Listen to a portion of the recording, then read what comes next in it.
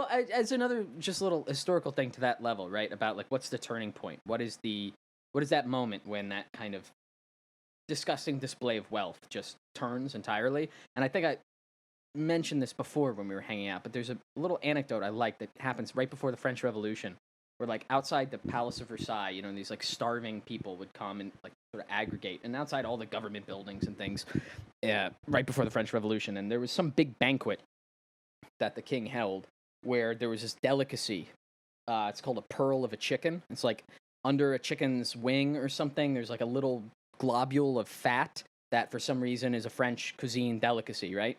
And so the idea was at this banquet, they're going to have, 100 of these pearls of the chicken as a little treat. And so, you imagine this scene of like they're starving peasants at the gate being held back by gendarmes or whatever. And then on the other side, they see the chefs literally throwing away the rest of each chicken. And then just to get that little piece out and then throwing away the rest of the chicken. And then, a few months later, they're storming the fucking castle and just beheading these motherfuckers. Hell yeah. And that's cool. Like, not parody. Yeah. Not parody. Yeah, not parody. That is really cool that they did that. And I have no remorse for any of them. Not a chance. It was it was a banner week for the billionaires of our country. We have 2 of them dead. And one of them, one of them arrested. I was thinking, I don't want to go off on a Jeffrey Epstein tangent here, but who was the last billionaire who was even arrested? I was trying to think about that. Was Madoff a billionaire? Like, I was trying to think if Madoff was a billionaire. That doesn't happen very fucking often. Yeah. Wasn't he the fucking chairman of the fucking NASDAQ, by the way? Mm-hmm. Epstein? I know he had some position on it. Or you mean Epstein? No, Bernie Madoff. Yeah, Madoff was on it, yeah. Speaking of what should be a turning point in, looking at the gross excesses of the rich and what they're allowed to get away with, and what should be something that's going to turn society against them in a really significant way, I really think that this Jeffrey Epstein thing, I'm not optimistic that anything is going to come of it, but I mean, I've really been thinking that like never in recent times has there been something with so much potential to turn people against the entirety of the ruling class of both parties. And I think that Epstein, Epstein obviously is done. I would hope he'll go to prison for the rest of his natural life. Who knows? But as far as if this is going to, spread and really we're going to see any kind of, justice done to Bill Clinton or Alan Dershowitz or Trump or any of these other people wrapped up in it, I just don't think that. I'm not optimistic that that's going to happen. Well, I tweeted about this earlier today when Jim Acosta was going to give a press conference, and I think I said we are going to watch Jim Acosta? The apparatus protect itself in real time. Absolutely. Yeah, of course. Yeah. Absolutely. I'm not optimistic because the last, the DC madam or whatever, I don't remember what her name was, that came out and she was like, she unfortunately, I'm using quotation marks here, took her own life. Yeah. Right. It's too close to the oven not to get burned. Absolutely. Right? Absolutely. It's too high. The stakes are too high. Yeah. The hegemony of global capital is tied up in this because, think about it. If it were to come to pass that we say, hey, why was Bill Clinton on this guy's jet, literally called the Lolita times. Express 26 times? There's or why was there a picture of him on the jet with an underage girl looking like one of the POWs that are trying to blink the words torture in Morse code? Yeah. Right. It's too much at stake for them not to be maneuvering every second to make sure that this doesn't go bad. Because if we realize oh my God, global capital is literally an apparatus set up just to abet literal child rapists, that would be the pearls at Versailles. That would be the pearls, chicken at Versailles, right? That would catalyze us to take to the streets. Did you see the tweet from Nancy Pelosi's daughter? And I can't believe that she hasn't deleted it yet. The one where she was like, hey, y'all, now don't be surprised if, some of our faves get wrapped up in this. Yeah, some of our faves. Oh, my God. Yeah. Dude, I have so many billionaire faves that I'm worried are problematic. Every day I wake up and I'm like, oh, my God, I hope it doesn't turn out another one's a piece of shit. Right. Yeah, she definitely, I feel like, gave away way too much with that one. It's astonishing to me that she hasn't deleted it yet. Well, that's why, like, I think we were talking the last time we recorded about this notion of, like, conspiracy, right? Because it's very easy to wrap a lot of this up into the bizarre, and this is what the right does quite a lot, right? Like, it makes it a total conspiracy surrounding the personal affectations of these people in power, which is to say, like, the evil people are in power, right? And so then you have, like, the Alex Jones real kickoff of his career was the Bohemian Grove and the weird, like, the weird fucking owl ceremony or whatever all these, like, losers do to try and feel like... The point here is that, like... Demons. Yeah, I mean, they're goblins, folks. Literal vampire demonic goblins.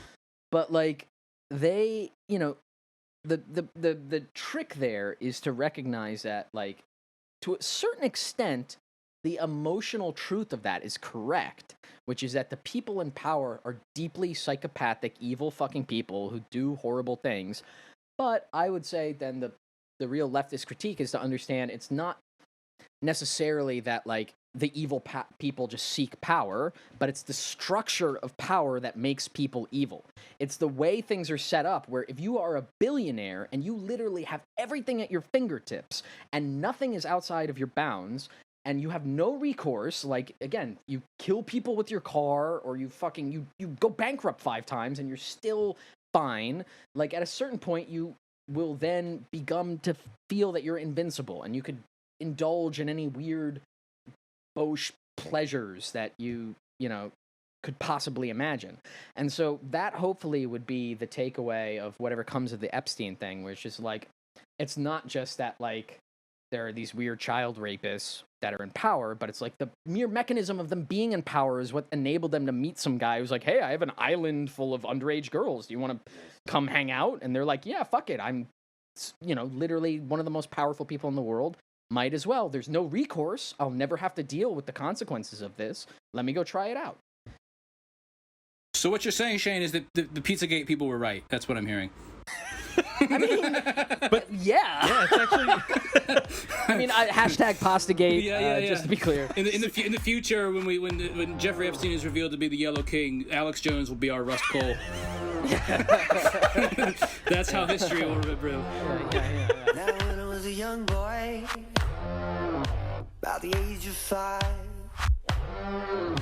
my teachers taught me I could be the greatest man alive. They told me I could change the world, be whatever I wanted to be. There was no one in the world like me. Every one of us was so unique. I'd not be an average man.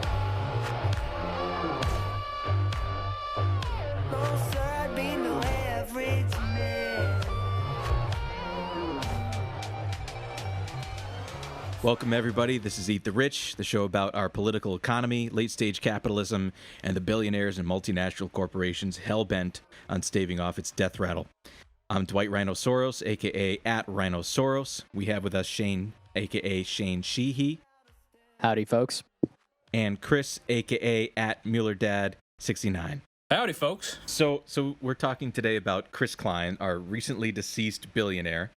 Actually, and since then we've had Ross Perot die, but that's for another day. Prayers up. Yes. He said, "Can I finish?" and then he died.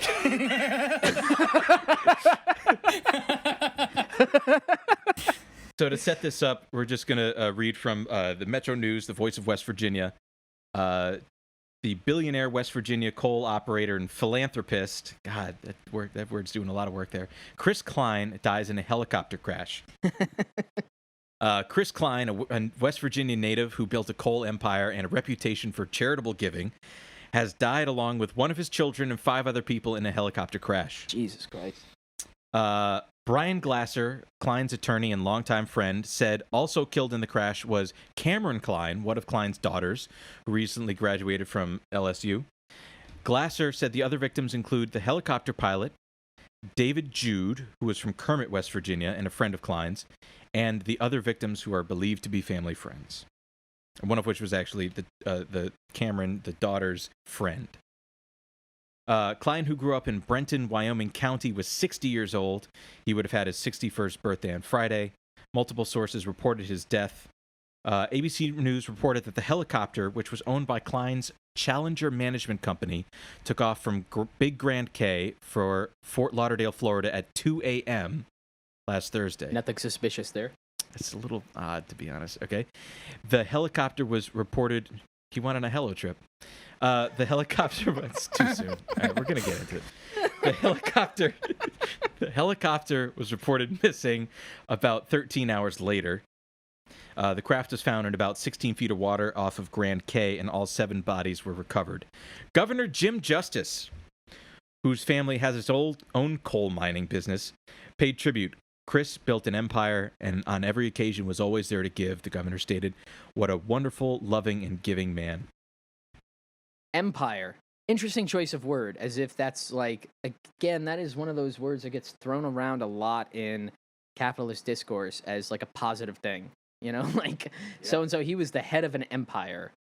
Despots aren't exactly somebody that I think we should right, exactly, idolize or look up to. Caligula was the head of an empire. Genghis Khan was the head of an empire. These are not necessarily admirable figures. Well, I always love how in any, and like they did it in that article, and in any article about these guys, they always have to lead, like in like one of the first descriptions of him, as a philanthropist. Yeah, right, yeah.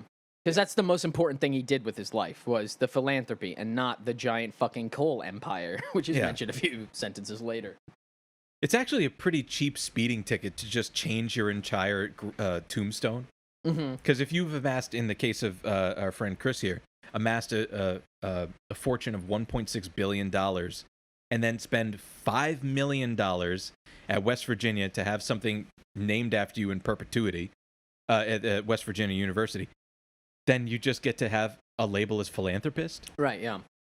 Yeah, no, philanthropist is an interesting word because it covers a lot of ground, where it's like any amount of money that some rich asshole puts into anything gives him the title of philanthropist. Even if it's a foundation in his name or something named after him, which is almost invariably is, which could or could not be then tied back to his own business, right? It's still nonetheless considered somehow charitable or like admirable that this guy is doing that. So what I want to do is go through a Forbes article written in 2017 by Christopher Hellman.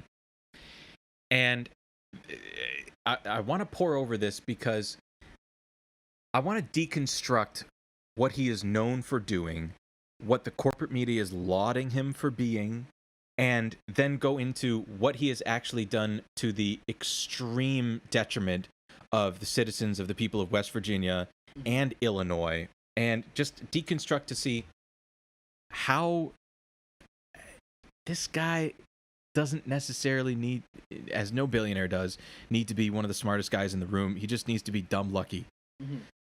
So I'm going to start off here just reading through the Forbes article, and I can't overstate this enough. It starts really put it in my veins, Dwight. Well, buckle up for this one. The masseuse felt the broken bones and the scars and asked Chris Cline what he did for a living. Cline said he was in the energy business. What kind of energy, she wondered. Maybe solar panels or windmills? No, not that, he said. Oh, you're not a fracker, are you? No, not that either. Then what? I own coal mines, said Cline. Without a word, she stopped working on him and left the room. He waited a while, but she didn't return. Cline won't name the resort. I might want to go back there, he said. And the scars? From his years underground in Appalachian mines, where the coal seams have been worked so thin, it's like crawling under a table all day. All right, a quick interjection. Good job, masseuse. Good on you. Stop massaging that guy. Like, double points. Yeah. Fuck that guy. It, by the way, never explains where she went. Cline, 59, is one of the most archaic and unpopular specimens of a capitalist, the coal tycoon. That's saying a lot for Forbes. Yeah, also, again, this is supposed to be a flattering article. And he's such a despicable piece of shit, they have to open it with, like, he's one of the least liked people in the world. He says he doesn't mind people not liking him. He knows that that coal fuels 40% of the world's power needs. People deserve the cheapest energy they can get, he says. Tell the poor in India the pores in India and God. China that they don't deserve to Obviously, have. I'm certain those are at the top of his mind every single day when he goes to work. Yeah, yeah. That they don't deserve to have reliable, affordable energy. Yeah, I mean, again, that's his philanthropy. He sells dirty fucking coal abroad and then calls it some kind of, like, charitable act by, like, you know, if I didn't do this, think about what would happen. Well, if you thought that was bad, Cline thinks the carbon crusade is a folly. I'm all for getting sulfur and mercury and nitrogen oxide out of the air. That's common sense. But ultimately, he posits, global cooling will be a bigger threat. Oh, my God. I believe in our children's lifetimes that they'll wish they had paid us per ton to put more carbon dioxide in the air. Oh, my We already are.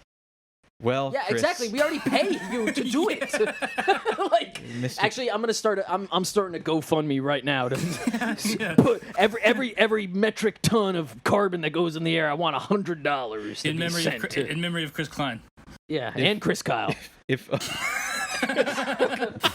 The Chris Kyle Memorial Garbage Dump Burner. it's, unfortunately for him, I think in our lifetime, I think he's going to look back on this and be sad that he only took out one of his children before they could grow up into maturity and see what kind of One of the funniest things about it is he won't be able to look back on any of it because he's fucking dead. Well, we'll get to that. He says, it's easy to forget that as recently as the 1970s, fear of a coming ice age was part of the mainstream climate conversation. He's thinking of the DreamWorks film, Yeah, actually. It's very relevant. It's very relevant. Am I fucking missing something? Is this something that people were actually talking about, or is this just like some editor's interjection to say, like, oh, well, let's actually make people think that we were concerned That was about a real this? thing. No. The thing here is, and this is the common trope that, like, any kind of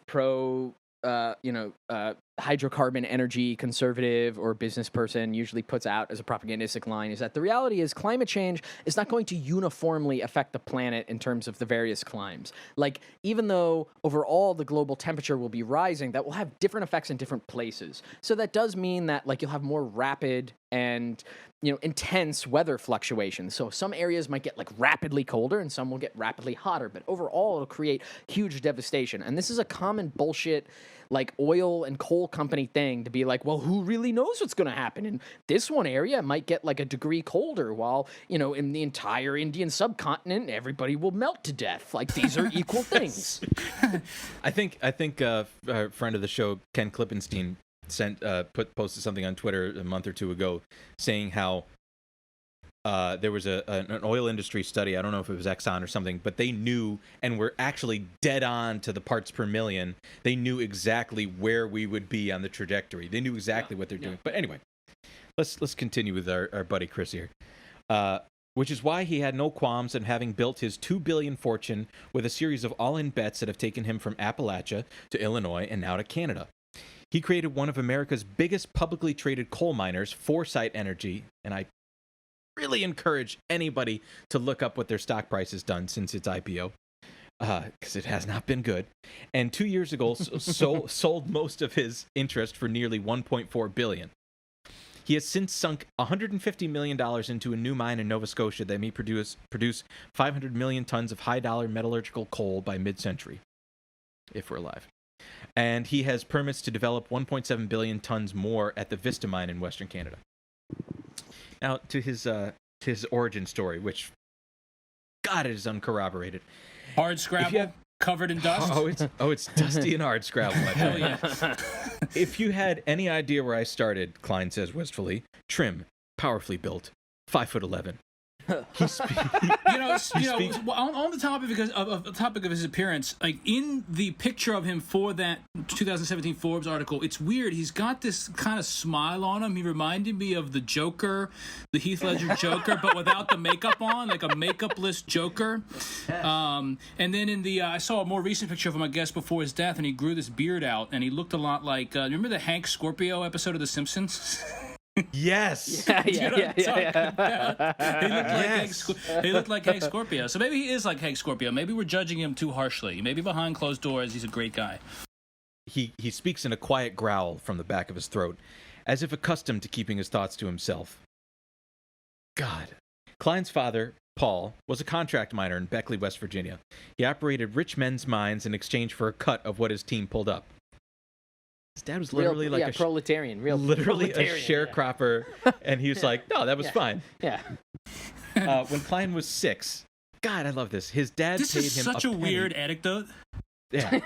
Yeah. I read this like 3 times and I can't fucking make sense of what the point is. His dad paid him a penny for each little bag he filled with dirt, which would be used to pack explosive into coal seams. When their front porch collapsed, it became clear that young Chris had been excavating dirt from under the house. It taught me the importance of engineering roof supports, he says.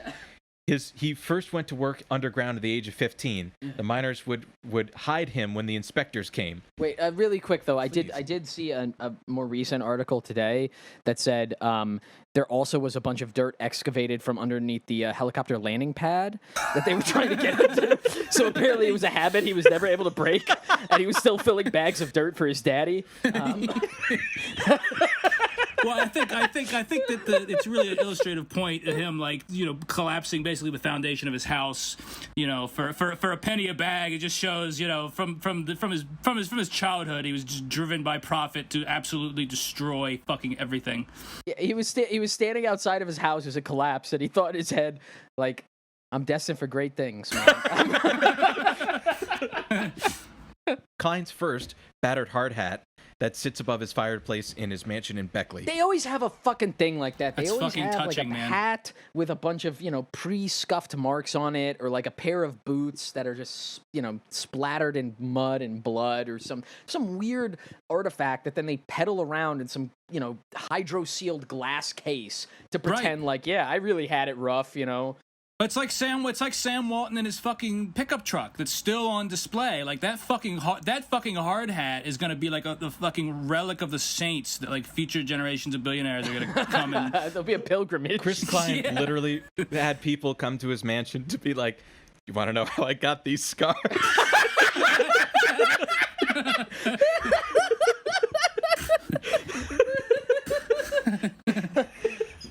My father was a miner. And a drinker.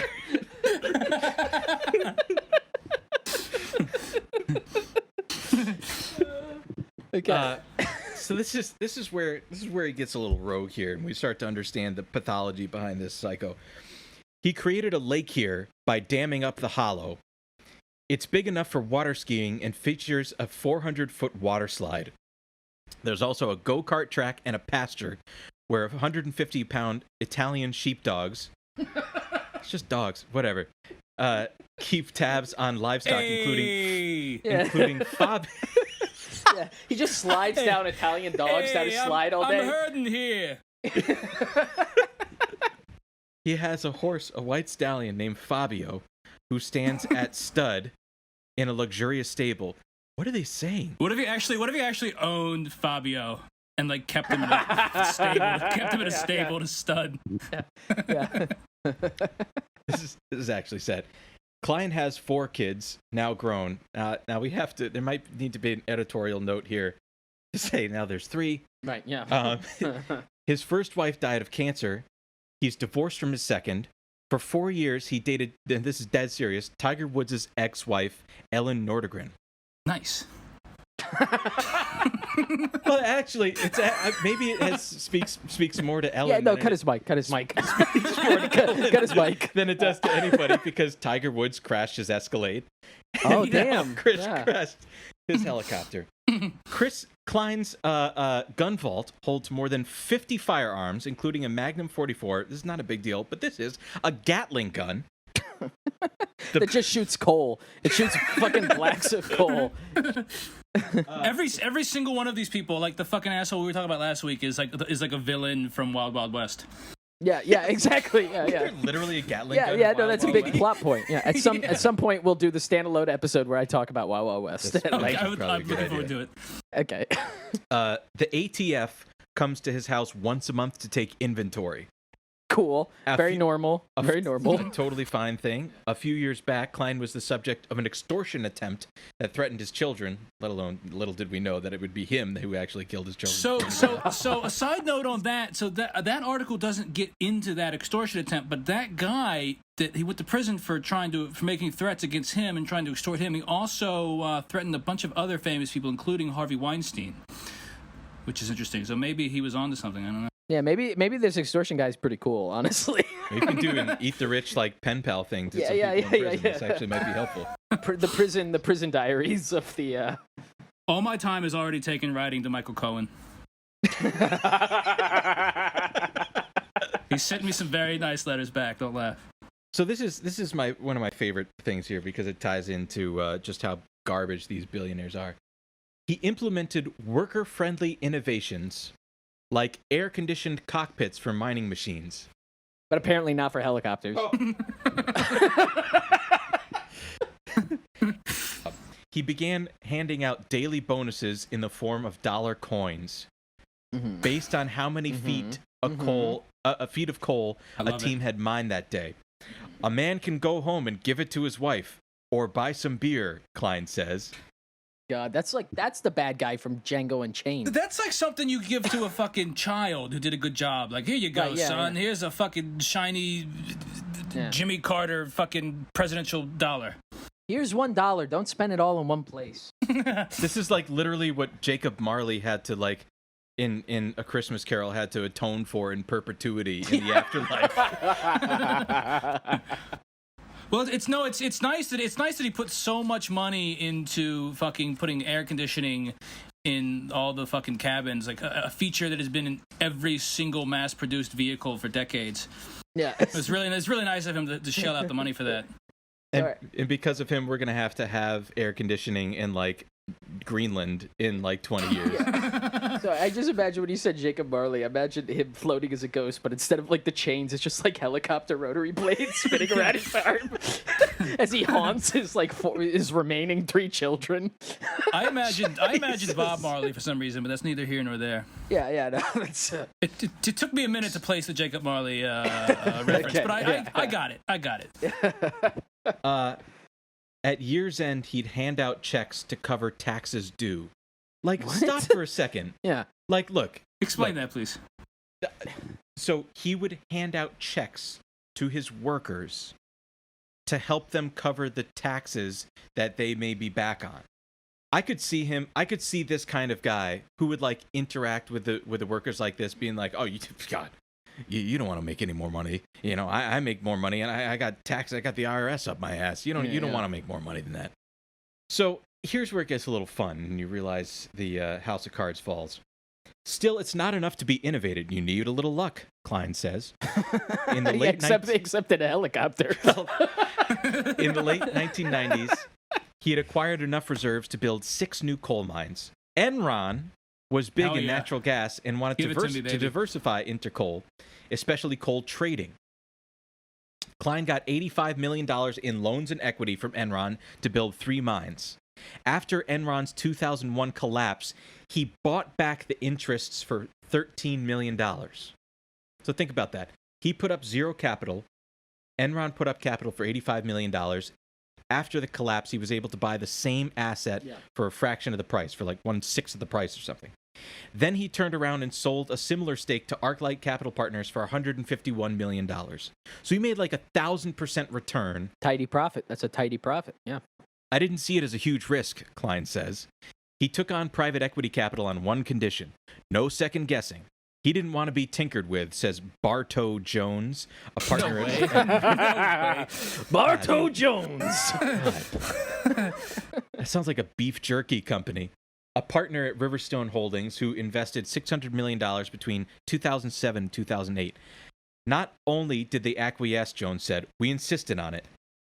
Cline put $2 billion into 4 mine complexes, which soon became the most productive underground operations in the nation, averaging 13 tons per man-hour at cost of $23 per ton. So that's what I really want explained to me. How are they selling it at $23 a ton? How is it that cheap? The cost is $23. Yeah, that's per the ton. labor. That's the labor power that that's goes the into labor it. cost. They sell it for a lot more. Yeah. Okay, cut that part where I was stupid. We're leaving that in. Yeah. Leaving that in. Okay. I think this is There's going to be actually a lot more. this is actually a good opportunity to like take a pause and stop for a second and just ask ourselves like, why is coal one of the cheapest commodities around? Well, I mean, similar to other hydrocarbons, it's about the energy you put into it versus the energy you get out of it, right? So for a long time, the gold standard of that was just oil because of you could just literally hit a pick into some field in Pennsylvania and Texas, and you just get like fucking oil shooting out of the ground, right? And each liter of that oil could correspond to X amount of energy that could be expended one way or another, and so that was the cheapest one for a while. Before that was coal. Oil kind of overtake it, or rather, oil overtook it. And then now that we're in this gradually approaching kind of post-oil or peak oil moment, there's a lot of talk about going back to coal. And this is something that I kind of wanted to get into, if we can tangent for a second, which is the argument for oil and natural gas over coal is that it is, at least for a long time, it was very cheaper. And in certain circumstances, it still is. And it's also less pollutant, right? I mean, coal is literally just like compressed carbon into rocks that you burn, and then you take the steam from that, you use that to generate power. But so the whole like transition was about, coal is the pollutant one, it's the dark one, it's literally black. It like creates these huge, awful black clouds. Gas and oil and are somewhat cleaner. And so the pivot became, in the last few decades, to revive the coal industry in America, because we do still have a large reserve of coal that could be tapped into and mined and used for our various energy needs, is this idea of clean coal. And this gets talked about a lot. I mean, our president says it all the time, beautiful, clean coal. And when he says it, I try to imagine what he thinks is happening and what I think a lot of people who are not tuned into the science of it is happening. And I just imagine like coal going through like a turnstile or something. Absolutely. Yeah, he thinks it's people scrubbing it with a sponge or something. Yeah, exactly. It's just water. You're watering it and you're shining it like Literally it's a just fucking like shoe. Homer Simpson when like a thought bubble comes over his head and he just imagines like rabbits and rainbows just like skipping. It's just a guy spit shining a piece of coal. Yeah, exactly. But what clean coal actually means, and I learned this a little while ago, I'm not the hottest on the science of it, but the basic gist of it, and what it's usually called, is coal sequestration. And what that means is what you're doing is you're not actually changing the amount of pollution that the coal produces. You're just hiding it. And so what they do is, when you hear clean coal, what that means is they burn the coal in the same way that they've done for like 200 years, and then they put like a giant balloon over the exhaust pipes, like where all the horrible gas is coming out of, and they just capture it, and they spend enormous amounts of energy to do that, because you have to, it's not literally a balloon, you have to compress it into a giant tank, and then the idea is, let's bury it somewhere for 10,000 years, and then maybe in 10,000 years, someone will figure out what to do with all this gas. So the extra fun part is, instead of digging new holes, since a lot of these energy companies are all intertangled together and have common capital interests and stuff, they have all these empty oil wells all across the country. So what they do is they take all the gas, like the pollution carbon gas that's produced by burning coal, they just funnel it and pressurize it into a fucking hole in the ground that used to hold oil, and then they seal it with like a sewer grate. And they say, that is now clean. And so I've seen reports that they're doing this in like the oil wells and the various cavities they've made in the earth where they've like fracked gas, which are like highly unstable. So you're just putting giant pockets of like death pollution. And again, what they do to save money is they pressurize it. So it's not like the normal amount, it's not like the normal volume of pollution. It's hyper pressurized to fit in this area under the ground. And all it takes is one earthquake or whatever to destabilize that, to release that into the atmosphere. But again, for me, the absurdity of it is this idea that it's literally predicated on the idea that at some point in the future, science will figure out what to do with this. Because they know it's unsustainable. they know they can't do it forever. I mean, there's almost only so much fucking space in the ground, right? So it's like at some point somebody will figure out what to do with this and turn the carbon into fucking water or whatever it is that they imagine is going to happen. Well, they don't care. They also don't care. I don't think they even think that this. They know that time is running out, and they're just trying to fucking squeeze every bit of capital out of polluting the atmosphere that they can. You know, and this is just a fucking workaround to get the environmentalists off their asses. The other absurdity to it as well is that all energy that is used, right, has to hit this ratio of like how much energy do you put in to how much energy do you get out, which is again why like oil was so cheap in 1910, where you just hit the ground and it just shot out, right? It took like 1 unit of energy to get 1,000 back, right? Black oil, they call it. Right, exactly. Like super easy to get. Now it's the same thing with like coal in this case, like the sequestration of it. Like you have to expend massive amounts of energy. That's all electric. You know, you need giant machines to do this, to shove it back into the earth. And it's such like it's like, you know, it's like when you're a little kid and you try to hide the burning table under a blanket or something. Yeah. And you're just like, maybe my parents won't notice this, even though my house is on fire. It's such a baby brain boss bagel move. Boss bagel. I just, the thing that I kept coming back to that I couldn't wrap my head around is like, if we think about that input cost that they're talking about of $23 per ton, if you think about it as if you were, you know, one of the MBA shit eaters or consultants or whatever, that management consultants that were working on this, you have a cost sheet, right? So you take all of your input costs, cost of land, the cost of equipment, the cost of interest and finance capital, permits, energy, everything. What is the biggest variable that is the hardest to manage? Labor. So why is coal so cheap? I mean, if, you know, you have to go, it's relatively easy to go into the ground, but in order to make this work, you have to pay people as little as possible to work for like 25 years until they get black lung, to work at a 90-degree angle, or before their fucking lungs turn into like an ash chimney and a cartoon cigar. Like, and I was thinking about this, and we'll get to some of the statistics on the state of West Virginia, but like, no wonder there's not an investment in education or resources to diversify the economy of the state of West Virginia, because coal is untenable as a fossil fuel if you have to pay people a living wage. Yeah. The labor input costs of coal is too great if you were to pay somebody a living wage for it to be the cheapest commodity, as he's talking about here. So I just want to get to the end of this thing here, and I'm just going to skip through the last paragraph. That last paragraph, man. It's a humdinger. So Chris Cline he made a bet on 2 billion tons of reserves in Illinois. Why are we not talking about the Illinois reserves? Because they are high in sulfur.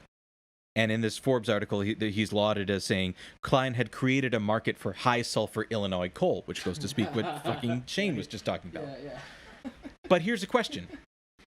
What if we were able to... Poison. It's poison. It's point. What if he were able... keeping in mind he owns 2 billion tons of these Illinois reserves, but they can't be burned because they are environmentally unfriendly. But what if he were able to convince an administration's EPA that they should allow for the burning of high sulfur coal? That would make 2 billion tons of Illinois reserves very fucking lucrative. And maybe this is, and this is true, a reason why he donated $1 million unaccountably to Trump's inaugural committee. In addition to that, he also donated, because he was probably hedging his bets during the Republican primary, he also donated $1 million to Marco Rubio and another $1 million, I believe, to Jeb Bush. Hedging your bets. You got to do it, man. Exactly. That's business acumen. The Illinois Attorney General sued and settled with Foresight Energy for just $300,000 over the pollution of groundwater with toxic coal slurry. Lisa Salinas, a critic of Cline who owns a farm 100 yards from an unlined slurry pond in Carlinville, thinks that the settlement is a joke because it calls for little to no valid mitigation of the existing pollution and, in fact, only encourages more damage. I mean, $300,000 is a pretty cheap speeding ticket. A Foresight mine near Hillsborough, Illinois, has been shut down since 2015 because of a dwindling coal fire. Jesus Christ. Now, This one I really had to take pause before when I read this, but here's why I don't feel bad about this guy. Last paragraph of the article says, Cline plans to enjoy the rising sea levels in splendor. Oh man. Yep. Here we go.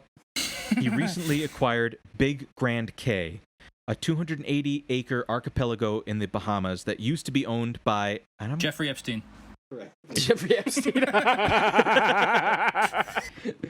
It used to be owned by Bob Aplanalp. Abplanalp. Somebody help. Inventor of the aerosol spray can. So thankfully, another CFC-laden luminary of ours. You may remember him from the hole in the ozone layer. On his iPad, of course, it's Boomer using the iPad. On his iPad, Cline scrolls through plans for a serene resort amid azure waters and non-judgmental massage therapists.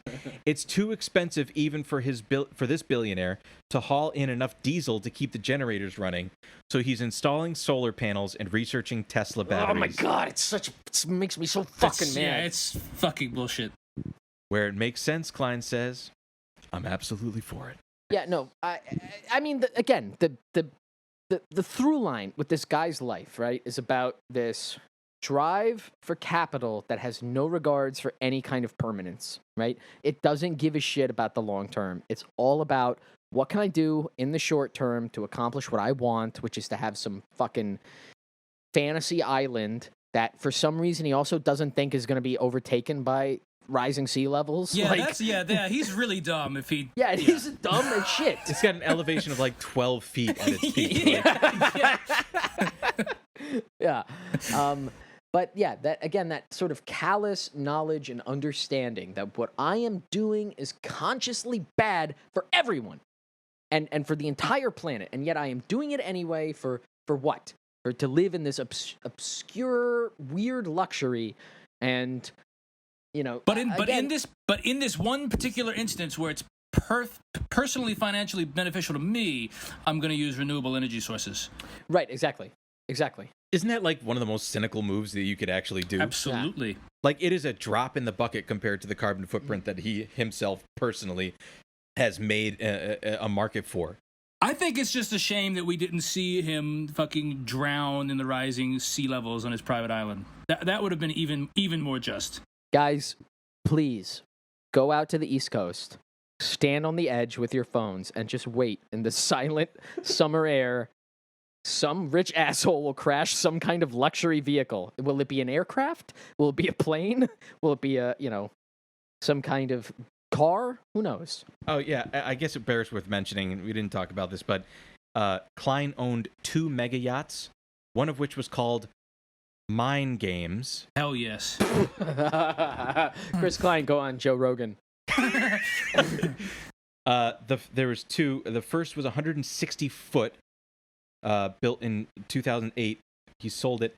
Another one is a 205 foot, 62 meter larger luxury yacht, also christened Mind Games. I guess he only had one in the tank. Stupid. Mind Games, which had Stupid man. 5 staterooms and its own submarine, was designed and built by Italy-based Benetti in 2010. He sold it in fall of 2008. You should have enjoyed it while you had it, buddy. There is a link on YouTube if you want to take a look to see what it looks like on the inside. You'll see it and remember it better than he will. So to tie this in, and I think one of the reasons that I feel afforded to be so cruel to Chris Cline is that, as we know, there are no billionaires without exploitation. There is no ethical consumption under capitalism. And for certain, there is no cheap coal without exploited labor. So West Virginia is, first off, a state of extraordinary natural beauty and incredible soul of the people that are from there. It's an absolutely gorgeous, beautiful state. What is strange about it is that economically, there's no other state that's like singularly dependent on one commodity.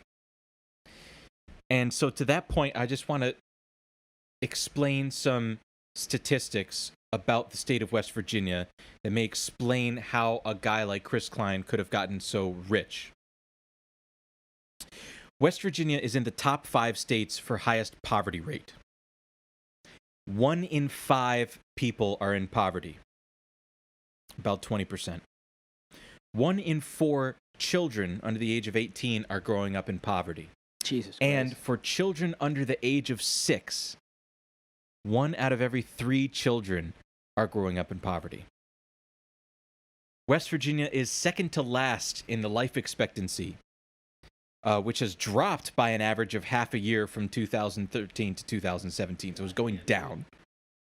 It is the state with the lowest life expectancy for white people, and it bears with mentioning that the life expectancy is about 2.5 years lower for black West Virginians at about 73 years. Jesus Christ. 30% of West Virginians are on Medicaid and or CHIP. And in 2015, West Virginia had death rates due to opioids at 41.5%, or 41.5 per 100,000 people. The highest rate in America. 818 deaths from opioid overdoses in 2016. God damn. So if you tie that into for instance, like the West Virginia teachers strike, which regrettably or reluctantly was signed by Jim Justice into law by providing a 5% raise for teachers over 3 years, I believe, which, for the record, is an extraordinary victory for the left. But it's pittance. It's fucking pittance. trinket. It's trinket, welfare. But for a billionaire like Jim Justice, the governor, for a billionaire like our recently deceased gentleman, Chris Cline, Rest in piss. wouldn't it make sense that you have a vested interest in keeping people in the cycle of a single commodity economy? I mean, it's like monocropping or whatever in like sort of colonial territories, right? Like a banana republic. That's what West Virginia is. It's a coal republic. And by the way, tax structure-wise, the state corporate tax rate in West Virginia is 6.5%, which is about 13% below the national average. So if you are the landlord that owns all of this, the mineral rights, you don't have to pay that much back to the same state which made you rich because of the low tax rate. So between Chris Cline cynically musing on climate change, between him stealing billions of dollars worth of workers' labor, I mean, typically we sign off these shows with what's their punishment. Now, unfortunately for Chris, we know what that is. But Fortunately. what do we got for this guy? I mean, where is he? Purgatory? Hell? Bottom of a mine shaft? I'm going to imagine that he is every single one of those chicken pearls getting curled out of these, royalty chickens thrown into a fucking garden outside in Versailles. That's for me. Just under a pile of E. coli and just rotten, fetid chicken. I also want to say here to maybe wrap up to some of the stuff we were talking about earlier about like kind of personal responsibility and the kind of sense of compassion that we have for people who go through terrible things. Because my initial reaction to this news story of him dying was the first thing I saw were all of these people on Twitter being like, well, come on, don't celebrate the death of a man or whatever. And like, no, fuck him. Fuck him. Like the untold damage that he's done materially on a social level, like it doesn't mean you necessarily have to celebrate his death, but like certainly don't mourn him, but also celebrate it. Maybe Mardi celebrate Gras. a little Have bit. a fucking Chris Cline is dead party at your house. But that's the thing. I mean, do all of his billions go back to the people of West Virginia? No, they go back to his 3 surviving kids. His 3 surviving children who are scarred for life. Want to know how I got these scars? We are going to do a part 2 where we talk about some of the other coal billionaires in West Virginia, Jim Justice and Don Blankenship. Don Blankenship, baby. God, I'm looking forward to talking about him. Beautiful, clean coal. We love it, folks. We love it. All right, friends, until next episode. See ya. By the age of 5, So long. my teachers taught me I could be the greatest man alive. They told me I could change the world, be whatever I wanted to be. There's no one in the world like me. Every one of us was so unique. I'd not be an average man.